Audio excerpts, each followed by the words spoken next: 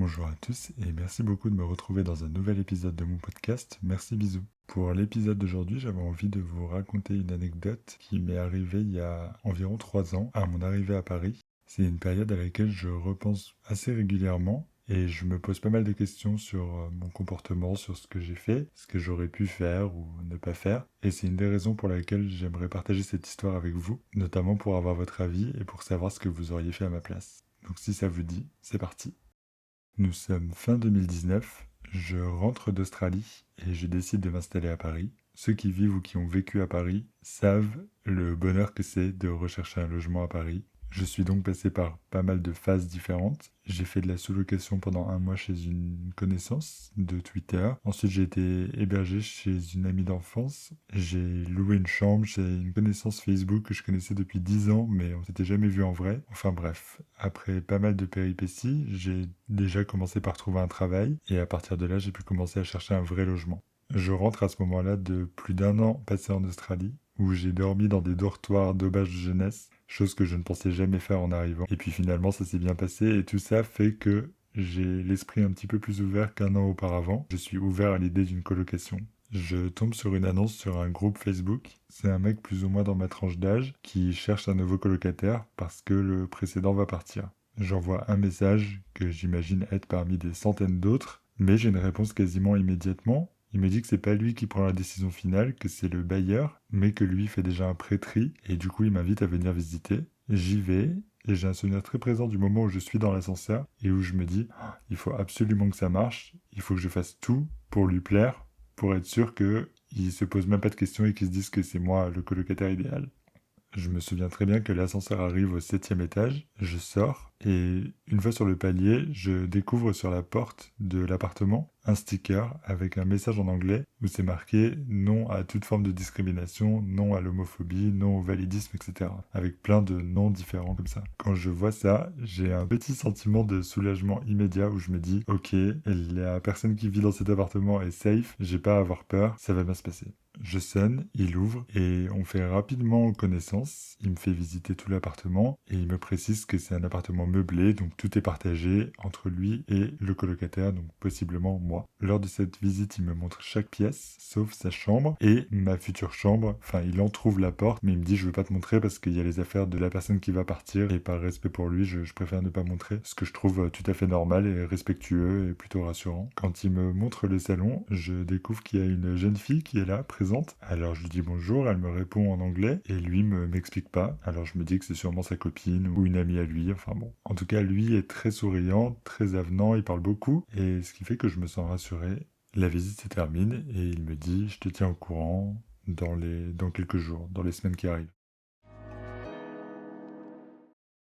Quelques jours plus tard, je reçois sur Messenger un message de ce garçon qui me dit le dossier a été validé par le bailleur, du coup tu peux emménager quand tu veux. Et je suis vraiment soulagé d'avoir enfin un logement sûr et j'emménage assez rapidement, j'arrive avec mes affaires et une fois sur place, je me rends compte que la fille que j'avais croisée durant ma visite dans le salon dort dans sa chambre à lui et que lui dort dans le salon. Du coup là, je suis surpris et je me questionne. Et lui, à ce moment-là, m'explique deux choses. La première chose, il me dit qu'il va partir en Australie pour un an dans 5 jours. Et la deuxième chose, c'est que la fille que j'avais croisée dans le salon, c'est, je fais des guillemets, une copine qui l'héberge quelques jours. Et ensuite, il me dit, c'était censé être elle, la nouvelle coloc, mais finalement, elle convient pas, donc elle reste quelques jours et ensuite, elle partira. Moi, je suis assez interloqué de la situation, surtout que je suis un peu mis devant le fait accompli, mais je cherche pas à en savoir plus. En fait, j'aime garder une certaine distance, en tout cas le temps d'apprendre à connaître la personne. Donc je pose pas de questions supplémentaires. Je demande juste quand même pourquoi elle convient pas. Je me renseigne parce que ça me stresse un peu. Je me dis si jamais il me fait pareil à moi, si jamais il me dit bah ok c'est bon, et puis finalement au bout de 3 jours il me dit bah non finalement tu conviens pas, il faut que tu partes. Donc je pose cette question et lui me répond mais c'est parce qu'elle est sale, elle tire pas la chasse, elle fait beaucoup de bruit, etc. Donc je me dis bon bah, ça va, ça devrait bien se passer pour moi. Quelques jours supplémentaires passent et vient le moment de son départ. Je me retrouve seul avec la jeune fille qui s'appelle Rebecca, qui est censée partir bientôt, mais je ne sais toujours pas quand. La communication se fait uniquement via Messenger avec mon coloc qui me dit Rebecca va partir et il y a une fille qui va prendre sa place qui s'appelle Jasmine. Donc c'est une personne à qui il va sous-louer sa chambre pendant qu'il est en Australie. D'après mon colocataire, les deux filles sont suédoises et elles ne se connaissent pas. Depuis l'Australie, lui me raconte qu'il est parti parce qu'il avait un crush sur place, mais qu'une fois rencontré, elle l'a quitté, et donc là, il voyage un petit peu en Australie, il cherche un travail, etc. Vient le jour de l'emménagement de Jasmine, et Rebecca est toujours là. Et Jasmine me demande si Rebecca peut rester une semaine avec elle, le temps de trouver un autre logement. Moi, je réponds que oui, il n'y a pas de problème. En vrai, je me sens pas vraiment concerné, et je préviens quand même mon colocataire par Messenger toujours. Et lui me répond, mais c'est toi qui décides, c'est toi qui es en charge maintenant. Donc là, je suis un peu confus et surpris parce que mais en fait, c'est lui qui sous-loue sa chambre, il la quitte pas, donc j'ai un petit peu l'impression qu'il se déresponsabilise. Bon, toujours est-il que Rebecca et Jasmine dorment ensemble dans l'autre chambre, et moi je commence à trouver que... Mais il y a quand même pas mal de bruit, parce que on est trois dans cet appartement, et je les entends parler, rire la nuit, etc. En même temps, je peux pas les empêcher de vivre, mais c'est pas ce à quoi je m'attendais. Et alors surtout une chose extrêmement importante, c'est que j'ai quasi pas de connexion Wi-Fi. Enfin bref, ça fait beaucoup d'informations à engranger en quelques jours et surtout j'étais mis devant le fait accompli à plusieurs reprises, donc j'ai un petit sentiment d'injustice qui commence à arriver. La communication par Messenger avec mon coloc se fait de plus en plus froide, à vrai dire, parce que moi, je suis de plus en plus saoulé et un peu frustré de voir que lui me met en quelque sorte une responsabilité sur les épaules qui n'était pas prévue, qui n'est pas désirée non plus. Du coup, je finis par lui dire que je suis censé avoir un coloc et pas deux, et que j'aimerais qu'il prenne une décision. C'est pas personnel ni contre Rebecca ni contre Jasmine, parce que honnêtement, je leur ai à peine parlé, je les connais à peine, mais c'est surtout que je suis saoulé de l'attitude que je trouve un peu désinvolte de mon colocataire. Après ça, Rebecca finit par déménager et moi je me retrouve seul avec Jasmine. Et honnêtement, on apprend à se connaître. Finalement, on s'entend vraiment bien. On découvre qu'on a plein de points communs. Elle est make-up artiste. Moi, j'adore le maquillage, même si je suis loin d'être un expert, mais j'aime bien ça. Et je suis fan de skincare et elle connaît plein de marques aussi, etc. Elle connaît la scène drague. Du coup, on a plein de choses qu'on aime en commun et on commence à faire notre petite vie sereine, paisible, tranquille, tous les deux. Tout se passe bien jusqu'au soir de la fameuse allocution présidentielle qu'on décide de regarder ensemble dans le salon et on assiste ensemble à l'annonce du premier confinement. Et du coup, à ce moment-là, on décide tous les deux de quitter Paris. Moi, de rentrer chez ma mère, donc dans l'est de la France, et elle de rentrer dans sa famille en Suède. À la moitié environ du premier confinement, je reviens à Paris et je vis ma best life. Je suis seul dans un appartement de 60 mètres carrés, ce qui est hyper grand, vraiment pour Paris, c'est immense. Et puis, cette belle vie prend fin au retour de mon colocataire. Moi, à ce moment-là, j'ai repris pour une courte période le travail et je travaille le jour de son retour. Mais quand je rentre, je le trouve assez énervé parce que d'après lui, l'appart est en bordel. Et je suis assez interloqué parce que j'avais rangé exprès justement parce qu'il revenait. Non pas que je sois bordélique, mais voilà, j'ai essayé de faire les choses bien pour son retour. Donc je lui pose la question, mais pourquoi tu dis ça? Enfin, pourquoi c'est en bordel? Et il me répond, bah la baignoire par exemple, elle est dégueulasse. Et alors là vraiment je suis surpris et je lui réponds, elle est quand même toujours plus propre que le jour où j'ai emménagé. Donc je suis assez étonné de ta réaction. Et lui me répond, ah bah je m'en rappelle pas. Et il se lance dans un espèce de cours magistral sur la meilleure façon de nettoyer la baignoire. En vérité, il est rentré plus tôt que prévu. Il est rentré au bout de 3 mois au lieu d'un an minimum qu'il devait faire en Australie à cause de la pandémie. C'est-à-dire qu'il est arrivé en Australie, comme je l'ai dit précédemment, sa copine l'a quitté, et là il décide de partir en vacances au Japon, et pendant ses vacances, l'Australie ferme ses frontières. Il se retrouve bloqué au Japon, et il passe le confinement là-bas parce qu'il n'a pas le choix, et dès que les voyages internationaux sont de nouveau autorisés, il rentre directement en France. Et donc là commence la vraie colocation qui était censée avoir lieu depuis le début. Entre lui et moi, tous les deux. On apprend à se connaître parce que même si moi je suis là depuis quelques mois déjà, on n'a jamais vraiment vécu ensemble à deux. Assez vite, il y a certaines choses qui me dérangent. C'est des choses qui sont pas pensées à mal en soi, mais juste ça correspond pas à mon tempérament. Par exemple, il prend très vite l'habitude de toquer très régulièrement, plusieurs fois par jour, à la porte de ma chambre, qui est donc fermée, pour des choses qui me paraissent complètement inutiles. Par exemple, il frappe et il me dit: ah oui, c'était juste pour te rappeler que tu peux utiliser la télé du salon hein, si tu veux. Et 5 minutes après, il retoque et il me dit: ah oui, donc c'est juste pour te dire, pour les étagères de la salle de bain, toi tu prends les deux du dessus et puis moi je prends les deux du dessous. Et puis 10 minutes plus tard, il retoque pour me dire: au fait, j'ai été faire les courses et j'ai acheté des Mister Freeze de façon compulsive, mais j'aime pas ça. Donc si tu veux, tu peux les prendre. À travers ces 3 exemples, je pense que vous pouvez voir que la raison pour laquelle il toque à la porte de ma chambre, c'est toujours pour un truc sympa. Mais pour moi, dans ma tête, je me dis, il aurait pu attendre qu'on se croise par hasard, par exemple dans le couloir ou dans le salon. Le fait qu'il frappe à la porte de ma chambre aussi régulièrement, je me sens un peu envahi dans mon espace. Peut-être que c'est bête de ma part, mais je trouve ça un peu intrusif. Et en même temps, je peux rien dire, je peux pas m'en plaindre parce que c'est toujours une bonne intention. Je peux pas lui reprocher de vouloir me donner des Mister Freeze. C'est toujours quelque chose de positif. Les mois avancent et je commence à être de plus en plus saoulé, ou en tout cas contrarié, notamment par le fait que les trois quarts de son temps, il les passe dans le salon, à jouer à la console, à être assez bruyant. Je suis assez sensible au bruit, je pense que vous l'aurez remarqué. J'essaie de lui faire remarquer, notamment que j'aimerais bien profiter du salon, moi aussi. En vérité, j'ai pas l'habitude de devoir partager des espaces communs, donc je savais pas trop comment m'y prendre. La seule fois où j'ai fait une vraie colocation, c'était en Australie, et c'était dans un appart qui n'avait pas de salon. On décide un peu tous les deux d'établir, de demander si le salon est libre et de l'utiliser à telle ou telle heure. Mais je capte assez vite que la seule personne qui demande, c'est moi.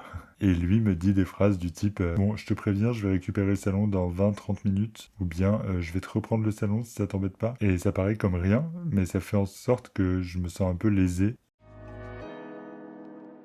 Et puis vient le jour où il décide de, je fais des guillemets, redécorer le couloir. Alors bien sûr, il prend soin de me demander avant si ça me dérange pas, et il me dit est-ce que ça t'embête si j'accroche quelques cadres dans le couloir? Moi je lui dis bah non bien sûr. Et puis un soir, je rentre et je découvre les fameux cadres. Je découvre que ce sont des dessins qui représentent des personnes décapitées, d'autres qui sont égorgées, où on voit clairement le couteau qui tranche la gorge et le sang qui coule, d'autres dessins qui représentent du Kama Sutra lesbien, extrêmement explicite. Et puis plein de tableaux avec une ambiance assez malaisante, en tout cas pour moi. Alors après je critique pas, hein, c'est un type d'art particulier, mais c'est juste que c'est des choses que j'ai pas forcément envie de voir chaque jour dès que je rentre chez moi. Et puis suite à ça, il décide d'acheter un mannequin en bois et des cordes pour pouvoir s'entraîner au bondage. Et il fait ça dans le salon, évidemment, en regardant des tutoriels sur l'écran géant. Et surtout, il me demande plein de fois qu'est-ce que j'en pense. Et alors moi je réponds bah, que ça me gêne et que c'est pas mon truc. Et qu'honnêtement, je préférais qu'il le fasse dans sa chambre ou dans un lieu qu'on n'a pas en commun. Et lui me répond bah oui mais moi j'ai pas de place dans ma chambre et honnêtement pour ma part je pense que surtout il s'en fout parce que c'est lui qui est dans le salon 80% du temps et il doit penser que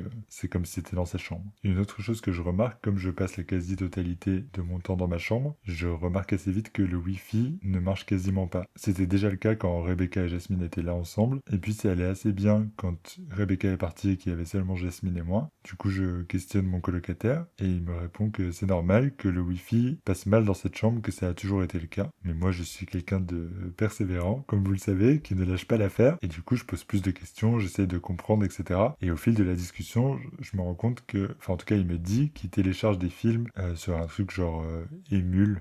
J'y connais pas grand chose, mais un truc où il y a des téléchargements en permanence. Et bah forcément, ça réduit le débit qui reste. Moi, pour ma part, dans ma chambre, j'arrive même pas à charger une vidéo YouTube de 10 minutes. Elle ne charge pas. Donc lui me répond, non, toi tu comprends pas, c'est pas comme ça que ça se passe, le débit d'un Wi-Fi, c'est pas comme ça, toi tu connais pas. En tout cas, c'est comme ça, c'est tout. Et moi, je trouve ça injuste parce que je paye quand même la moitié de la facture du Wi-Fi, comme pour toutes les factures. Si je dois en avoir que 20%, bah, j'aimerais payer 20% aussi.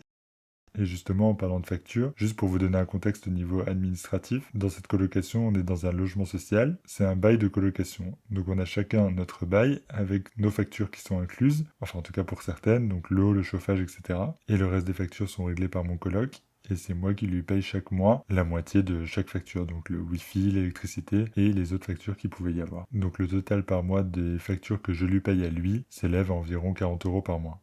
Un jour, il toque à la porte de ma chambre pour changer et il m'invite à le rejoindre dans le salon parce qu'il me dit qu'il faut qu'on discute. Et là, il m'explique, il me dit au début, j'ai rien dit parce que je savais pas combien de temps t'allais rester, mais là, je vois que ça commence à faire longtemps et que t'es là pour du long terme. Donc j'ai besoin que tu me donnes 50 € par mois supplémentaires pour couvrir tous les frais de ce que tu utilises et de ce qui m'appartient à moi. Moi, je lui dis d'accord, mais quoi par exemple? Et lui me répond, bah tu utilises mes couverts, tu regardes ma télévision, tu utilises ma machine à laver, et je pensais que tu allais acheter tes propres couverts, par exemple, et tes propres affaires, mais je vois que tu l'as toujours pas fait alors que tu es là depuis 6 mois, donc je trouve ça légitime de te demander ça. Moi, sur le moment, je réponds un peu sans réfléchir, et machinalement, je lui dis ok, d'accord, bah, je vais te faire le virement et je te préviendrai quand ce sera fait. Lui est tout sourire et il me répond génial. Et moi, je retourne dans ma chambre. Et là, je commence à réfléchir et surtout, j'envoie des messages à mes amis pour voir si, d'après eux, c'est normal. Parce que j'ai jamais vraiment été en colocation et peut-être que c'est une pratique courante. et juste je suis pas au courant. Mais j'ai tout de même le sentiment de me faire avoir, d'autant plus que lui ne travaille pas. Depuis son retour d'Australie, il n'a pas travaillé, et je sais qu'il a pas le chômage parce qu'il me l'a dit, et honnêtement je me demande un peu comment il vit. Mes amis me disent que c'est pas normal, qu'il aurait dû me prévenir dès le départ, et que là je suis mis devant le fait accompli, et donc ça se fait pas, et que j'ai pas à le faire. Donc je me décide à retourner le voir, et je lui explique que finalement je vais pas payer, que si il me l'avait spécifié clairement dès le départ, ok, mais là non. S'enchaîne une dispute qui se conclut par lui me disant si tu veux jouer au con, il n'y a pas de souci, tu n'utilises plus tout ce qui m'appartient ici. Donc le micro-ondes, les couverts, tu te débrouilles. Et pareil pour la machine, tu iras à la laverie, et il me dit, vu le nombre de machines que tu fais, ça te reviendra beaucoup plus cher que 50 €. Je pense qu'il n'était pas très au courant des tarifs dans les laveries. Du coup, j'ai fait ce qu'il m'a dit. J'ai acheté le strict minimum. Et à ce stade, vraiment, je sors de ma chambre uniquement pour le nécessaire, c'est-à-dire pour aller aux toilettes, prendre un truc dans le frigo, aller à la salle de bain, etc. Même cuisiner, je le fais quasiment pas parce que je sais que ça peut être source de conflit. Toutes mes affaires, je les garde dans ma chambre. Mes produits d'hygiène, la nourriture, tout. Et j'ai commencé à me dire que peut-être il fouillait dans ma chambre pendant que j'étais pas là. Donc j'ai demandé une clé parce qu'il y a une serrure sur la porte de ma chambre. Et il me répond qu'il n'y a pas de clé, que lui n'en a pas et qu'il n'y en a pas pour moi non plus. Je me dis ok, alors j'essaye de faire preuve d'inventivité, donc j'ai un petit cadenas que j'utilise pour verrouiller mon armoire avec les choses précieuses que je range dedans au préalable. Et honnêtement, je suis vraiment pas serein. Chaque jour, il y a un nouveau truc. Un jour, je rentre et lui n'est pas là et je remarque qu'il y a plusieurs appareils qui sont débranchés, notamment le micro-ondes, la machine à laver. Les câbles d'alimentation sont enroulés sur eux-mêmes et accrochés et fermés avec un collier de serrage en plastique. En gros, c'est une stratégie mise en place par lui pour être sûr que je n'utilise pas ses affaires pendant son absence, que je fasse pas une machine de façon illégale. Au bout d'un moment, parce que l'ambiance est vraiment horrible, je décide d'appeler le bailleur, donc qui est en charge de notre appartement, pour déjà avoir des informations, savoir si l'appartement est meublé, qu'est-ce qui était meublé au départ et qu'est-ce que lui a rajouté, parce que lui me dit que c'est ses affaires, mais en réalité, je peux pas juste le croire sur parole. Et je profite aussi pour leur expliquer la mésentente qu'il y a entre nous deux, et je raconte la dernière altercation qui pour moi a été le coup de grâce et qui fait que je me suis dit il faut que je parte. Cette altercation se passe alors que lui est en train de faire une lessive dans la machine qui se trouve dans la salle de bain, et moi j'ai décidé d'aller prendre une douche pendant ce temps-là. Donc lui est dans le salon, la machine tourne et moi je vais prendre une douche dans la salle de bain. Pendant que je suis dans la douche, j'entends la machine s'arrêter. Donc je me dis bon, elle s'est mise en pause quelques minutes, je le remarque, mais je me pose pas davantage de questions. Une fois ma douche terminée, je retourne dans ma chambre, puis je retourne dans la salle de bain pour me brosser les dents. Je le croise rapidement, il me dit rien, je lui dis rien non plus. Je retourne dans ma chambre, et là, la porte s'ouvre violemment, il rentre, il se met à 5 cm de mon visage, et il crie, il me dit « Mais pourquoi t'as éteint ma machine? Tu continues de jouer au con ?» Et moi, je suis vraiment un peu sous le choc. Et je lui réponds, mais de quoi tu parles? J'ai jamais touché ta machine. Et lui me dit, mais c'est ça, ouais, continue comme ça, la prochaine fois, c'est une tarte dans ta gueule que tu vas te prendre. Et il sort en claquant la porte. À partir de là, je me sens plus du tout safe. Je me dis que un de nous deux doit partir, mais pourquoi ce serait moi, j'ai rien fait de mal? J'explique tout ça au bailleur au téléphone, et eux me répondent, on peut rien faire, on peut peut-être essayer d'appeler votre colocataire pour lui dire de se calmer, essayer de faire une conciliation entre vous deux. Et moi, je leur dis, non merci, parce que merci bisous les représailles. Je sens que cet homme est instable et honnêtement il me fait peur, j'ai juste envie qu'il parte. Je décide aussi d'en parler au gardien, mais je vois que lui n'est pas du tout réceptif à ce que je lui raconte, et je comprends quelques jours plus tard, quand mon coloc me dit, alors comme ça on est allé se plaindre aux gardiens, qui sont ensemble, qui se connaissent et qui sont un peu de mèche, et que moi je suis seul face à eux. J'écris des lettres au bailleur en expliquant tout ce qui se passe, je donne tous les détails, notamment sur la sous-location, parce que c'est interdit, la sous-location, donc je prends toutes les possibilités que j'ai pour le faire partir. Malheureusement, eux mettent énormément de temps à me répondre, et surtout leur réponse ne me convient pas du tout. La correspondance se fait par courrier, et il faut savoir qu'on partage la même boîte aux lettres avec mon colocataire, et je remarque que certains de mes courriers sont déjà ouverts. Donc là, je commence vraiment à avoir peur. Lui ne partira pas, parce que il a le gardien avec lui, le bailleur n'a pas l'air de trop vouloir bouger, donc je me dis c'est à moi de partir, tant pis.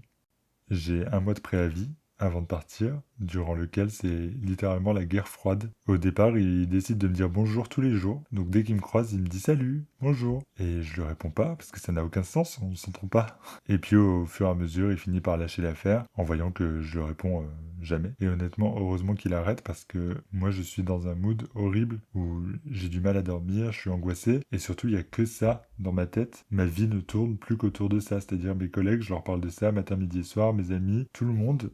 Ma vie n'est que cette colocation. Heureusement, j'ai la chance de trouver un logement assez vite. J'emménage en fait dans une chambre de bonne, donc c'est beaucoup, beaucoup plus petit, mais ma priorité c'est vraiment d'être seul. Je veux surtout pas avoir à vivre avec quelqu'un, c'est certes exigu et minuscule, mais c'est 9 mètres carrés, je peux y faire ce que je veux, personne ne peut me menacer, me dire quoi faire, et ça c'est hyper précieux. Voilà, c'est comme ça que se termine cette histoire de colocation de l'enfer. Au départ, j'avais pas de morale à cette histoire, mais après vous avoir raconté tout ce récit, je me rends compte qu'il y a bien une morale à retenir. Je me rends compte que ce que moi j'en ai appris, c'est qu'il y a des combats qu'il vaut mieux juste ne pas mener. J'aurais pu m'acharner, comme vous le savez, j'ai aucun problème avec ça, m'accrocher au fait que moi j'avais rien fait de mal, en vrai, et que surtout c'était pas à moi de partir, mais ça voulait aussi dire que j'allais passer encore des mois à avoir la boule au ventre tous les jours, à me demander ce qui allait bien pouvoir se passer, jusqu'où il allait pouvoir aller, et honnêtement ça valait pas le coup. Voilà, c'est la fin de cette longue anecdote. Je vous remercie beaucoup de m'avoir écouté jusqu'au bout. J'espère que ça vous aura plu.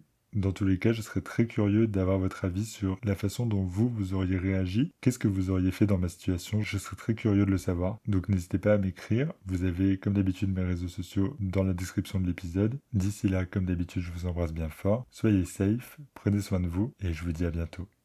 Merci. Bisous.